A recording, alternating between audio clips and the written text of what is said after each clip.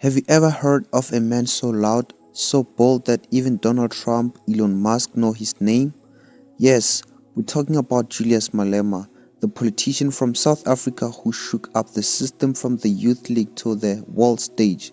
This is the story of how Julius Malema rose from the dusty streets of Limpopo to challenge presidents, outshine his comrades and become a global voice for the poor. He was born in Seshego, Limpopo, a small township with big struggles, raised by a single mom who was a domestic worker. Malema grew up seeing poverty face to face. At just 9 years old, he joined the ANC and a group that would put posters, spread political messages. That's right, at just 9 years old and already involved in politics. By 14, Malema already had joined the ANC Youth League, inspired by legends like Oliver Tambo, Nelson Mandela. But Julius wasn't there to clap hands and follow. He wanted to lead. So, fast forward to 2008, Julius Malema becomes the president of ANC Youth League, and that's where everything changed. Malema wasn't just another suit in the boardroom. He was loud, fiery, and never afraid to speak his mind. He famously said he was ready to kill for Zuma, the president at the time, a quote that made headlines around the world. While others like Fikile Mbalula and Ronald Lamola were diplomatic and careful, Malema was raw and fearless. People either loved him or hated him, but everyone listened every time he spoke. So, what made Malema different from other politicians at the time or those who are around him? Because he spoke language of people. While some leaders used big words, Malema spoke like guy next door, simple, direct and real. He was unpredictable.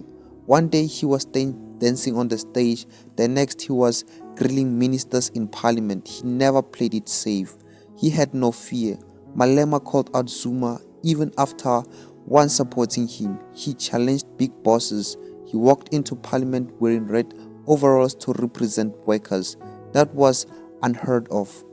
Compare him to someone like Colin Maine, another youth league leader who faded in the background. Malema, he was just louder, guys. Now, in 2012, the ANC expelled Malema. They thought that was end of his political career. But guess what? It was just the beginning.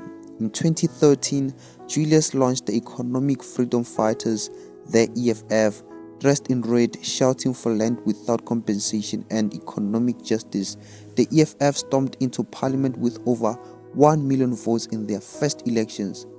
While ANC leaders were still talking softly, Malema was disrupting parliament, chanting, "Pay back the money to Zuma over Nkandla."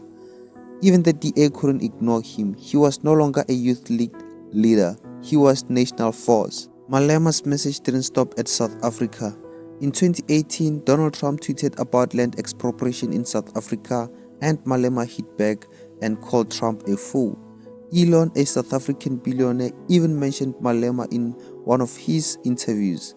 The world had started watching this man in red beret.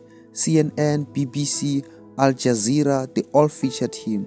From African villages to global boardrooms, people were paying close attention. But fame comes with fire. Malema has faced multiple court cases, been accused of hate speech, and constantly challenged for his bold statements. Still, he keeps rising. Why?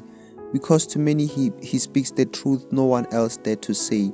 He reminds the elite that poor are watching. He reminds the world that Africa's youth won't be silent. Thank you so much for watching. Make sure you subscribe.